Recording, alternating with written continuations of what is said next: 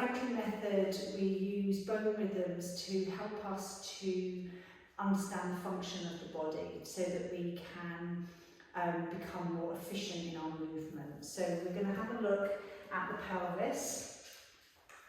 And if you look at the pelvis, if you've watched some of the other videos, you'll probably know this information, but just to recap, the pelvis is not just one bone, it's made of two halves. And then at the back of the pelvis, where the two halves meet, you have your sacrum. At the base of the sacrum is your tailbone. So there's different reasons for having so many joints within this structure. So this structure is one of the main functions is for protection of our internal organs, and obviously for protecting a baby, and also if it was only for protection, then we may not be seeing the joints in the pelvis. So it would more be better at protection if it was one just solid bone. So therefore, there's obviously different functions that is required of the pelvis for those reasons why we have so many joints. We have the pubic symphysis at the front, where the front of the pelvic halves meet, and at the back we have two joints, sacroiliac joints, where the two halves of the pelvis meet the sacrum. So the reasons we have these joints are to help us to deliver the baby, also as to go to the toilet, the outlet widens, and also one of the things that I want to talk about more today is for force absorption or for shock absorbency. So just to kind of bring your attention to force absorption, the joints in our body need to be able to move, or the bones, where the bones meet, need to be able to move to help us to absorb force. So this is where the bone rhythms come in. So if our bones are fixed and held, so we have tension and we're stiff at our joints, we're going to be less efficient at absorbing force. So as riders, this is going to be really important, or an important thing to consider to help us to become more stable in our seat. If the bones of the pelvis are not moving, then we're going to find that our force absorption is less efficient. And I can explain that in more detail with this demonstration now. So here we have two different objects. I have a sponge and a brick. Now if I hit a brick,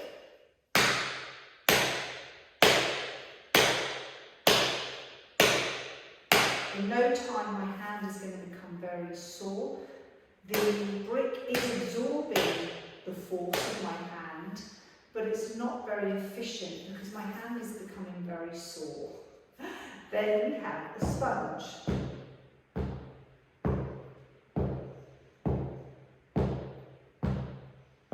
So the sponge I can hit for much longer without my hand becoming sore. So what's the two main differences between those two objects? And why do we think that the sponge is more efficient than the brick at absorbing force? The answer is because the sponge moves. So as my hand strikes, the sponge moves, we see that movement. On the brick doesn't move, so it's less efficient at absorbing and also transferring force through the body. So if we think of that as our pelvis, and if the bones within the pelvis aren't moving, we will be less efficient at absorbing the force or the movements of the horse underneath us. So which pelvis would you like to be or have as a rider? one that can absorb and transfer force more efficiently, or one that is less efficient. So obviously for me the answer is more efficient. So my body, I'd like my pelvis to act as an efficient force absorber. So how can we achieve that? Well, as I've already said, the bones within the pelvis are designed to move. That's why there's not just one solid joint. Yeah, it's made up of different bones. Now, today, the bone rhythm I want us to look at is the bone rhythm of the sit bones.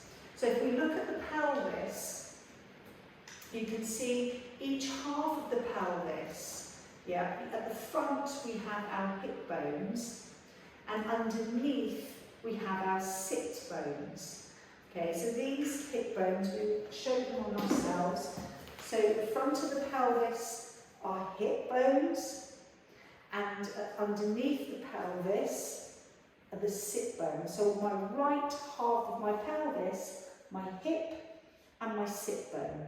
Okay, now these two landmarks are the same bone, just each end of the bone, so the pelvic half. So just to show you again, this is my right half of the pelvis. Just now I was touching the bone at the front, and I was touching the sit bone. There's my leg there. So yeah, you can see that I kind of bent forwards. So I bent my pelvis, tilted my pelvis forward so I could feel my sit bone more and that hip bone. Okay. So hopefully you can identify and find those bony landmarks on your own pelvis. So what I want us to do is just to stand up and see if you can feel and embody the movement of your sit bone. So if you just bend over slightly, find the bony prominences underneath the pelvis, and just take your feet wide. I like to have my feet slightly turned down in a wider position, but it doesn't matter which way you go. Now, when we flex at our hip joint, so when your thigh bone comes closer to your chest, or your chest comes closer to your thigh, flexion in the hip, we have a widening of the sit bones. So from standing upright, if I bend forward, my sit bones widen, and as I stand, they will narrow. My sit bones widen and then narrow. They widen and narrow. They widen and narrow. And what I want you to do is put your hands in front of you now and imagine that your hands are your sit bones, because what I want you to notice is when you bend your knees and your sit bones widen, they don't just go out to the side this way, they kind of go out that way. Yeah, so there's a little bit of a curve outwards and in. So they go out and in. Sit bones widen, sit bones narrow. Sit bones widen, sit bones narrow, sit bones widen and narrow. So what I'd like you to do now is to bend your knees and do not let your sit bones widen. I want you to feel the difference. So I want you to think of your sit bones staying really close together and bend your knees and see what happens. You can see or how it feels. Yeah, it's very difficult to get that movement happening. And so when you think of our rise and trot, if our sit bones are not widening as we bend the knees, yeah, as they're not widening, what can happen is we end up getting flexion in our lower back. So we do not want to, this is not an ideal position for force absorption. When our sit bones widen, yeah, and they move, we're going to get more stretch or widening, stretching of the pelvic floor, and the bones moving to absorb the force. So it's widening and narrowing, or widening and a narrowing. So that's the bone rhythms, or one of the bone rhythms of the pelvis. And we can encourage, so if we feel that we're quite tight in the pelvic floor, because it's the pelvic floor fascia that is driving that movement, along with other muscles around the pelvis. That's another different lesson. So if you think about the bones between the, if you think about the sit bones and the pelvic floor, if our pelvic floor is held tight with tension, we are not going to easily find the bone rhythms. Okay, so those sit bones may not be widening as efficiently or as frequently as we might like them to, consistently as we ride. It's particularly in things like our rising trot. So we can use the Franklin balls to help create a change, and also whilst we're achieving a change in the fascia to help movement, to improve our movement, we're also going to be improving our proprioception. Proprioception again is another topic that I talk about, but it is actually one of the more important things, and one of the things that the Franklin balls help us to improve on really well. So in the Franklin method we use different balls. So we've got textured balls which are quite small, we've got larger air-filled balls, we have what we call rollers. This is an air-filled roller, and we also have water-filled balls which are a little bit denser. And they're all used for different things. Today, you don't actually need to have a ball to do this exercise, but I am going to demonstrate it on a pair of Franklin balls. But actually, just a rolled up towel, like the previous video, would also suffice for this. So let's just do an exercise to help us achieve some movement in the bones of the pelvis, in the sit bones, to help us to be better at absorbing force. So the first thing we're going to do is just notice initially how you feel as you're sat on your chair. So notice where your sit bones are. Can you just give yourself a few moments noticing anything about your seat? So you might feel that you're more on one sit bone than the other. You might notice that one is slightly further forward than the other. And know that there's no right or wrong answer to this. It's where you are right now in this moment. Just know how that feels. So then what we're going to do is we're just going to take a pair of the balls, and we're going to sit each ball under a sit bone. So I've got one under each sit bone. And I'm going to start to move my pelvis over the top of the balls. And this can be just random movement. This is just an exercise just for our awareness and to hope to upregulate our proprioception, and to also create some change in the pelvic floor fascia, which is what we need to have elastic to be able to allow efficient movement of our sit bones to help us absorb the movement of the balls, that force absorption. When you're moving, make sure you're breathing, and just notice how that feels underneath your sit bones. So keep your attention on what you're doing. And then when you finish, just for about, you need to do a minute to 2 minutes is plenty. If it's painful, then it's not something you should be doing just now. Good, and then we'll use a towel, something softer. Then take the balls out and take a seat and notice how that feels. So obviously you can't tell me how it feels, but if you are watching this recorded and you want to put a comment on the page, please do. So what I'm feeling here is much more contact with the seat. I feel wider in my pelvis, in my seat. And I feel like I would prefer to be in this feel when I was riding, as opposed to how I felt before I added the Franklin balls there. Actually, my lower back feels better too. It always does. feels looser. And that there's a very good explanation for that. Everything is connected, particularly with the pelvic floor and the muscles in and around the pelvic area. So the second exercise I want us to do just uses one ball, and if you use a towel, we just use the fold it upwards and put it under one sit bone.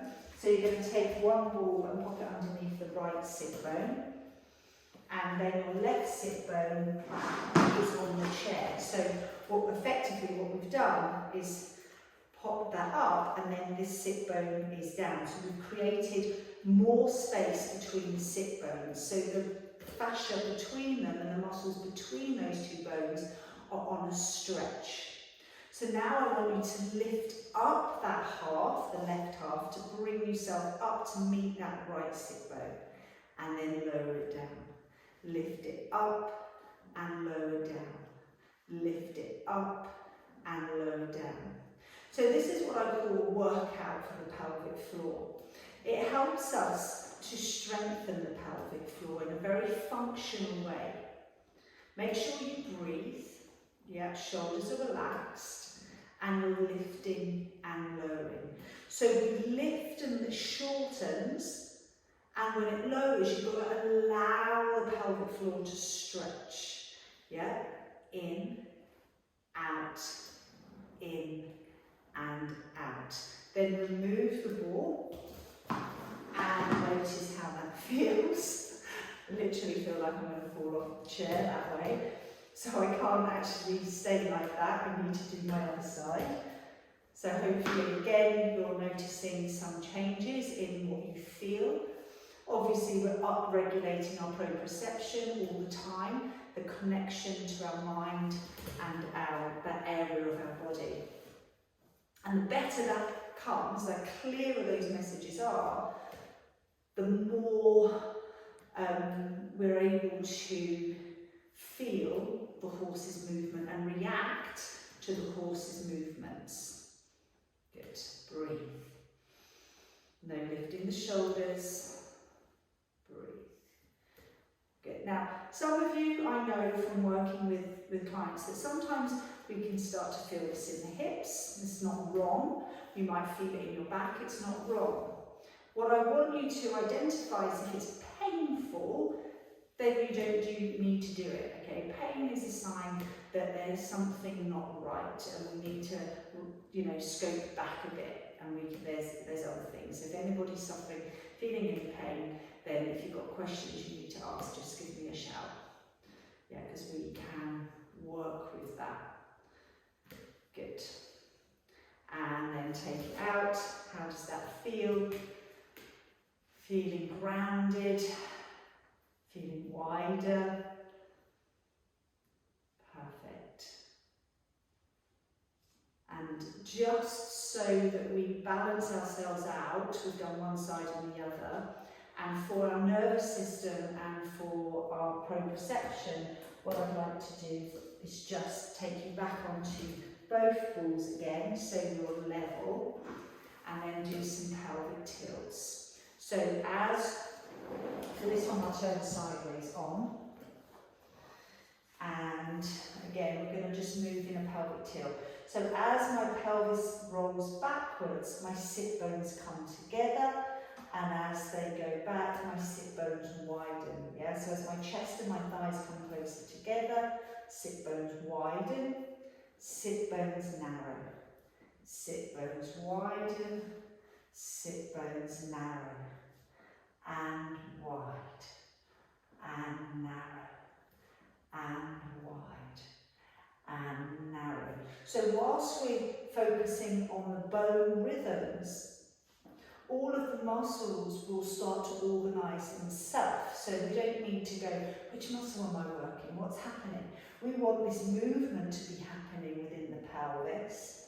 And if we keep our attention on those bones widening, narrowing, we find activation of those muscles that drive that movement. And in this case, it's our pelvic floor, it's our abdominals, and it's our rectus spinae. So a lot of the muscles that are so important for us to gain control and flexibility for our riding. Breathe and then release, take away the balls and notice how you feel. And the moment of acknowledging the change and giving yourself a moment to identify that feeling, and in your mind say words or say out loud the way that it feels. For me, I'm now more balanced over my sit bones. I feel more stable in my seat.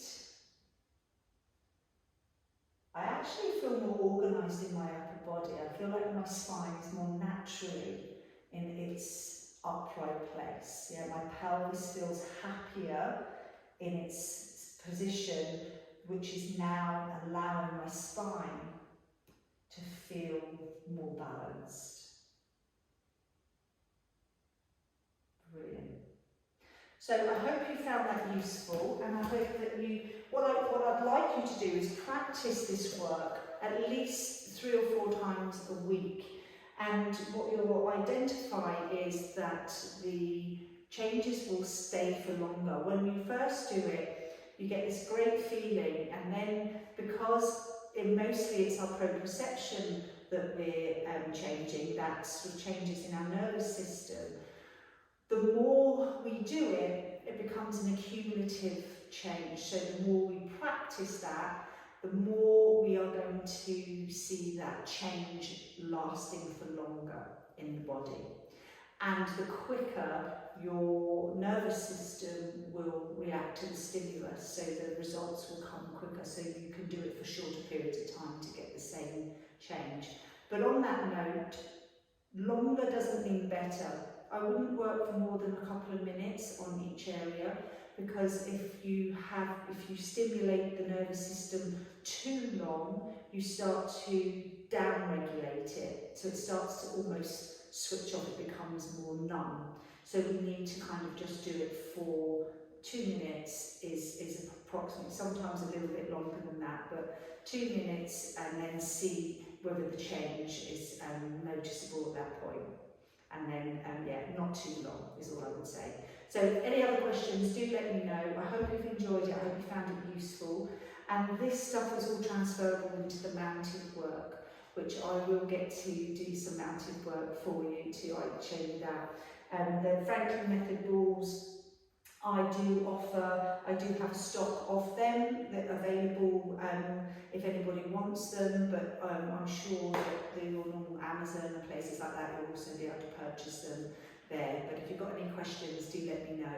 Thank you for listening, thank you for watching, and I look forward to sharing more of the Franklin Method for questions with you sometime soon. Bye bye.